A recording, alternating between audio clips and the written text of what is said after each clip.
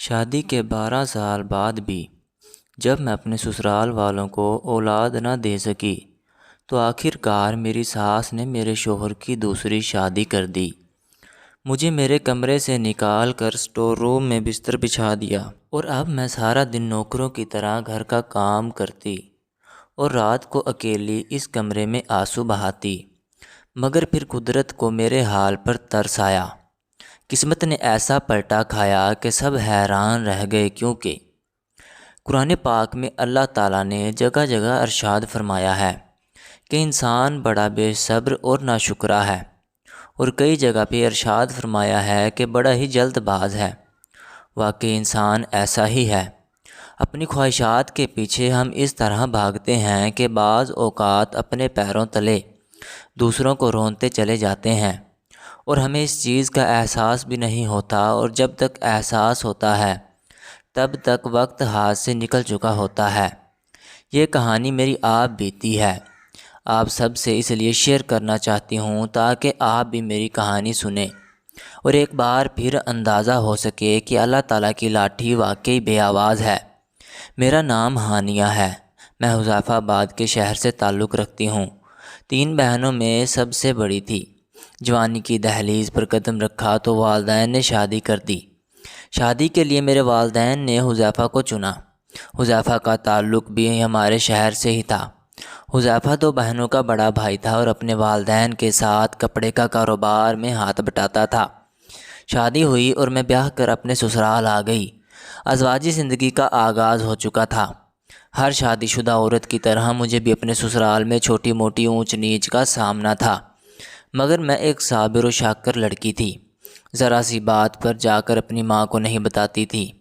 میں اس بات کو بخوبی سمجھتی تھی کہ شادی شدہ زندگی کو نبھانے کے لیے چھوٹے موٹے سمجھوتے کرنے پڑتے ہیں، اسی لیے اپنے ظرف کو بڑا کرنے کی ضرورت ہے، اور میں اسی پر عمل کرتے ہوئے خاموشی کے ساتھ اپنی شادی شدہ زندگی کو خوشگوار بنا کر رکھنا چاہتی تھی، اور شروع میں چند سال میں اپنے اس مقصد میں کامیاب بھی رہی تھی۔ حذیفہ کی 2 بہنیں تھیں، اریبہ اور مشال۔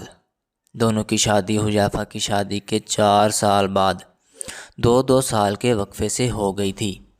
میری شادی کو 4 سال ہو چکے تھے۔ اس 4 سالہ شادی شدہ زندگی میں ایک خلا تھا، اور وہ تھا بے اولادی۔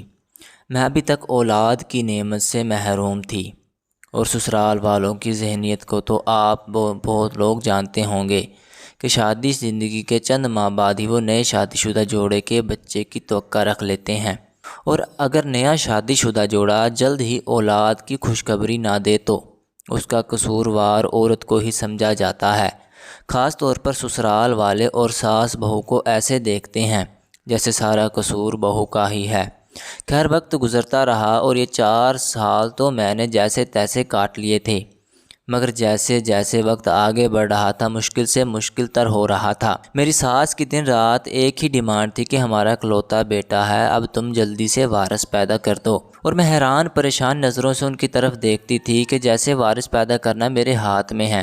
اسی طرح دیکھتے دیکھتے مزید 1 سال گزر گیا، اور یہ جو 5 سال گزر گئے تھے یہ بھی میری خاموشی کی بدولت ہی اچھے گزرے تھے۔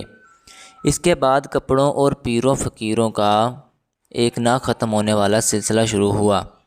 آئے دن ہم کسی نئے ڈاکٹر کے پاس جاتے، میں ہزاروں طرح کی ادویات کھا رہی تھی۔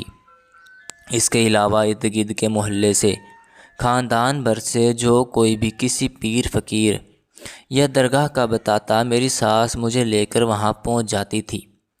غرض یہ کہ ہزاروں جتن کیے گئے، مگر اللہ تعالیٰ نے شاید میری قسمت میں بے اولادی کا دکھ لکھ دیا تھا۔ مجھے یوں محسوس ہوتا تھا کہ جیسے میں ان لوگوں کے ہاتھوں کٹ پتلی بن چکی ہوں۔ جدھر میری ساس اور شوہر مجھے کہتے ادھر ہی میں چل پڑتی تھی، میری اپنی کوئی رائے ہی نہیں تھی۔ خیر وقت گزرتا رہا اور میری شادی کو اب 10 سال ہو چکے تھے۔ اب میری ساس اور میرے شوہر کا صبر جواب دے چکا تھا۔ اب میری ساس نے صاف اور واضح الفاظ میں مجھے بتا دیا کہ بس بی بی، ہم نے بہت انتظار کر لیا۔ میرا ایک بیٹا ہے، میری بھی خواہش ہے کہ پوتے پوتیوں کو اٹھاؤں، میرے صحن میں بچے کھیلیں کودیں، مگر تمہارے بس کی بات نہیں ہے۔ یہ اب تو میں حذیفہ کی دوسری شادی کروں گی۔ اس کے بعد میری ساس نے حذیفہ کے لیے لڑکی دیکھنی شروع کر دی۔ میں کیا کر سکتی تھی؟ خاموشی اور صبر سے برداشت کر رہی تھی، کیونکہ 10 سال گزر چکے تھے۔ اب میں مزید ان لوگوں کو نہیں روک سکتی تھی۔ حذیفہ کے لیے رشتہ دیکھ لیا گیا۔ 2 ماہ بعد شادی کی تاریخ بھی رکھ دی گئی۔ گھر میں شادی کی تیاریاں ہو رہی تھیں۔ میرا احساس کیے بغیر دونوں ماں بیٹا بے دھڑک مجھے حذیفہ کی شادی کا کام کہتے۔ اسی طرح کرتے کرتے یہ 2 ماہ بھی گزر گئے۔ ماں بیٹا اور بہنیں گئی اور دوسری بہو کو بیاہ کر گھر لے آئے، اور دلہن کا استقبال کرنے کے لیے گھر میں کون موجود تھا؟ میں، جی ہاں۔ بڑے جگرے کے ساتھ میں نے مسکراتے چہرے کے ساتھ اپنی سوتن کا استقبال کیا۔ وہ کمرہ جو پہلے میں اور حذیفہ استعمال کرتے تھے، اب وہ میری سوتن کو دے دیا گیا تھا، اور وہاں اس کے لیے پھولوں کی مسحری سجائی گئی تھی، اور مجھے اسٹور روم میں بستر ڈال دیا گیا تھا۔ سب مہمانوں کو کھانا دینے کے بعد جب سب اپنے کمروں میں جا کر لیٹ چکے تو میں کچن صاف کر کے اسٹور روم میں اپنے بستر پر جا کر لیٹ گئی اور اپنی قسمت پر آنسو بہانے لگی۔ اس کے بعد کیا تھا؟ میری زندگی کا ایک بدترین دور شروع ہو چکا تھا۔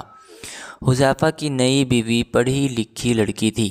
اسے لے کر حذیفہ گھومنے پھرنے کے لیے مری اور اسلام آباد کی طرف بھی گیا۔ دونوں میاں بیوی واپس آئے تو بڑے خوش تھے، اور میری ساس اپنی نئی بہو کو بلائیں لے رہی تھی۔ سب گھر کے افراد مل بیٹھ کر جب کھانا کھاتے تو آپس میں خوش گپیاں کرتے، اور میں اس طرح خاموش سے ایک کونے میں بیٹھی رہتی۔ مجھے کوئی بلانا پسند نہیں کرتا تھا۔ بعض اوقات تو مجھے یوں محسوس ہوتا کہ جیسے میں اس گھر کا ایک اضافی فرد ہوں، میری یہاں کوئی ضرورت نہیں ہے۔ بلکہ حقیقت تو یہ تھی کہ حذیفہ اور اس کی بیوی اب اس گھر کے مالک تھے۔ اس کی بیوی مالکن کی طرح راج کر رہی تھی۔ حذیفہ کی ماں اپنی جگہ پر خوش تھی، اور میں کیا تھی؟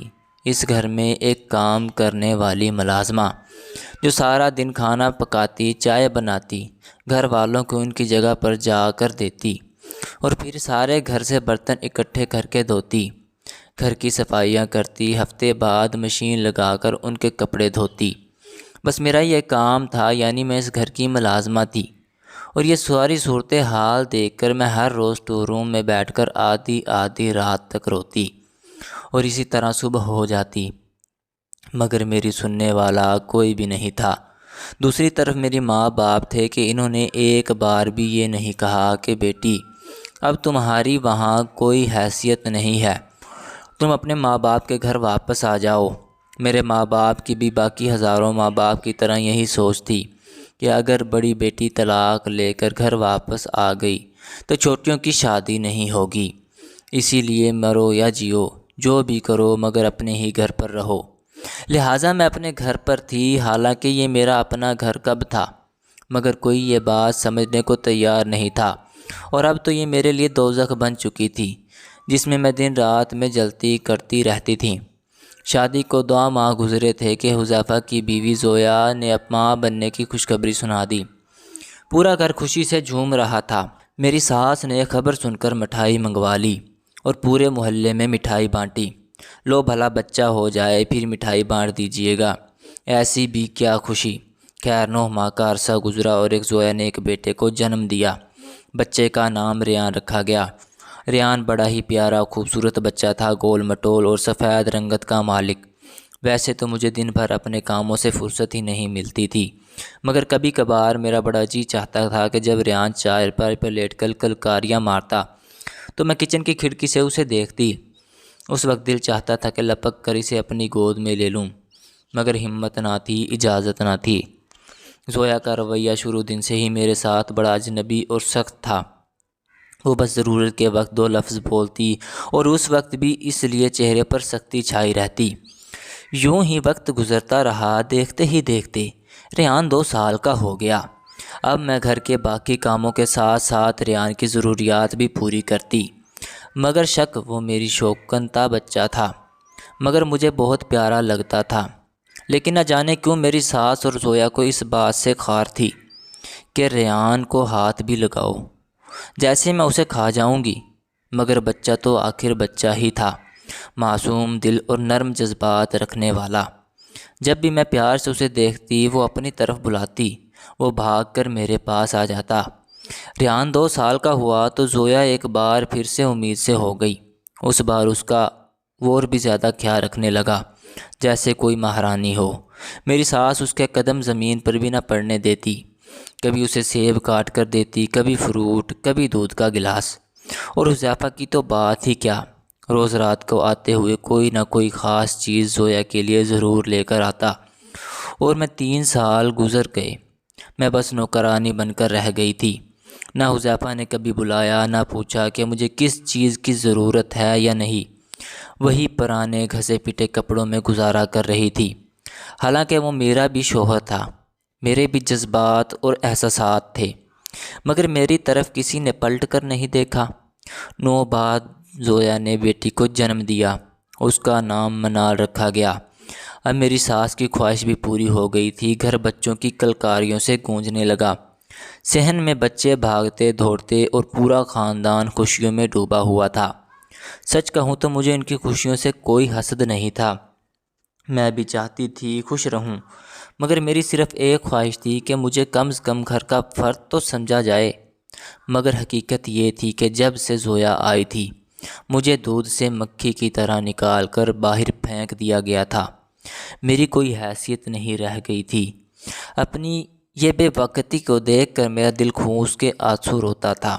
وقت گزرتا رہا، ریان اب 3 سال کا تھا اور منال 1 سال کی۔ قسمت نے ایک بار پھر پلٹا کھانے کو تھی۔ اس دن زویا کی سالگرہ تھی۔ اس سے پہلے ہمارے گھر میں کبھی بھی یہ رسم نہیں تھی، مگر جب سے زویا آئی اس کی سالگرہ اور بچوں کی سالگرہ بھی منائی جانے لگی۔ اس رات بھی زویا نے خوب تیار ہو کر سرخ لباس پہنا ہوا تھا۔ حذیفہ آیا تو بچوں کو گھر چھوڑ کر دونوں میاں بیوی ڈنر کے لیے باہر چلے گئے۔ اکثر ایسا ہوتا اور یہی میرا موقع ہوتا کہ ہم دونوں بچوں کے ساتھ وقت گزار لیتی۔ ریان اور منال کو اپنے پاس بٹھا کر پیار بھری باتیں کرتی، گود میں اٹھاتی۔ اس رات بھی یہی ہوا، مگر فرق یہ تھا کہ اس بار 1.5 گھنٹے کی بجائے 2.5 گھنٹے گزر گئے اور وہ دونوں واپس نہ آئے۔ ریان تو اب کچھ سمجھدار ہو گیا تھا، میرے پاس سنبھل جاتا تھا، مگر منال ابھی چھوٹی تھی۔ جب اس کی ماں نہ ملتی، وہ کسی نہ کسی بنا کی بات نہ مانتی اور بس روتی رہتی۔ میں اسے گود میں اٹھا کر ٹہلتی رہتی، پھر تنگ آ کر اپنی ساس کے کمرے میں گئی اور کہا حذیفہ اور زویا ابھی تک نہیں لوٹے، منال رو رہی ہے۔ میری ساس نے تکیے کے نیچے سے موبائل نکالا اور مجھے دیتے ہوئے بولی، لو حذیفہ کا نمبر ملاؤ، میں پوچھتی ہوں۔ میں نے نمبر ملایا اور فون انہیں پکڑا دیا، مگر نمبر مسلسل بند جا رہا تھا۔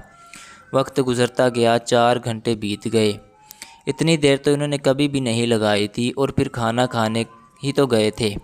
اب مجھے پریشانی نے آ گھیرا تھا اور میری ساس بھی پریشان نظر آ رہی تھی۔ سمجھ نہیں آ رہی تھی کہ اب ہم کیا کریں، کیونکہ ہمیں تو یہ بھی معلوم نہیں تھا کہ وہ گئے کہاں ہیں۔ انتظار کرتے کرتے مزید 15 سے 20 منٹ گزر گئے تھے کہ میری ساس نے فون پر حذیفہ کی کال موصول ہوئی، مگر فون کرنے والا حذیفہ نہیں تھا۔ فون کرنے والے نے بتایا کہ یہاں روڈ پر ایک ایکسیڈنٹ ہوا ہے اور ان کے فون سے وہ ہمیں اطلاع کر رہا تھا۔ اس شخص نے بتایا کہ حادثے کی جگہ پر ایمبولینس آ چکی ہے اور زخمیوں کو لے کر سول ہسپتال میں جا رہے ہیں، آپ لوگ بھی وہاں پہنچ جائے۔ یہ خبر سن کر ہمارے پہلو تلے سے زمین نکل چکی تھی۔ میری ساس نے فوراً اپنے بڑے داماد کو فون کیا، جو کہ ہمارے گھر کے قریب ہی رہتے تھے، اور انہیں گاڑی لانے کو کہا۔ جیسے ہی گاڑی آئی، میں اور میری ساس بچوں کو ساتھ لے کر ہم سول اسپتال پہنچ گئے، مگر وہاں پہنچے تو ایک قیامت خیز خبر ہمارے منتظر تھی۔ ہمیں بتایا گیا کہ حادثے میں پہنچنے والے وہ دونوں زخمی میاں بیوی موقع پر جان بحق ہو چکے ہیں۔ یہ خبر سنتے ہی میری ساس تو وہیں غش کھا کر زمین پر جا گری تھی، اور میں کبھی روتے ہوئے بچوں کو سنبھال رہی تھی تو کبھی اپنی ساس کو۔ حذیفہ اور زویا کی ڈیڈ باڈی لے کر ہم آدھی رات کو وقت گھر پہنچے۔ اس اچانک موت پر محلے اور خاندان کی ہر آنکھ اشک بار تھی۔